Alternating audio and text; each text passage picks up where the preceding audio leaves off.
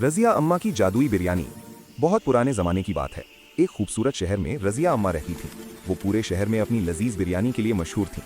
लेकिन उनकी बिरयानी कोई आम बिरयानी नहीं थी, ये जादुई थी। रज़िया अम्मा के पास एक पुरानी देग थी जो उन्हें अपनी परी नानी से मिली थी।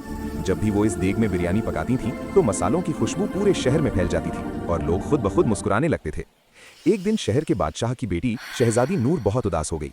किसी चीज़ से उसे खुशी नहीं मिलती थी। बादशाह ने ऐलान किया, जो कोई मेरी बेटी को हंसाएगा उसे इनाम मिलेगा। रज़िया अम्मा ने यह सुना तो वो अपनी जादुई देग में खास बिरयानी बनाने लगी। उन्होंने उसमें खुशबूदार चावल, रसीला गोश्त, ज़ाफ़रान और सबसे खास मोहब्बत का एक छोटा सा कतरा डाला। जब बिरयानी पककर तैयार हुई तो उसकी खुशबू महल तक पहुंच गई। शहजादी नूर ने कहा, यह क्या खुशबू है, मुझे ये खानी है। रज़िया अम्मा अपनी जादुई बिरयानी लेकर महल पहुंची। जैसे ही शहजादी ने पहला लुकमा खाया, उसके चेहरे पर मुस्कुराहट आ गई। दूसरा लुकमा खाया तो वो हंसने लगी। तीसरा लुकमा खाया तो वो खुशी से नाचने लगी। ये तो कमाल है, शहजादी ने कहा।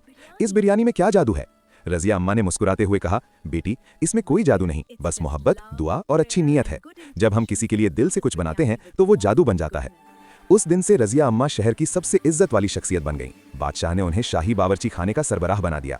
लेकिन रज़िया अम्मा हर जुमे को गरीबों के लिए मुफ्त बिरयानी बनाती थीं। और आज भी जब कोई रज़िया अम्मा की बिरयानी खाता है तो उसका दिल खुशियों से भर जाता है और तमाम गम दूर हो जाते हैं।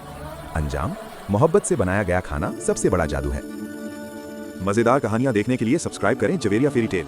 साथ ही बेल आइकन प्रेस करें ताकि हमारी हर नई आने वाली वीडियो आप तक सबसे पहले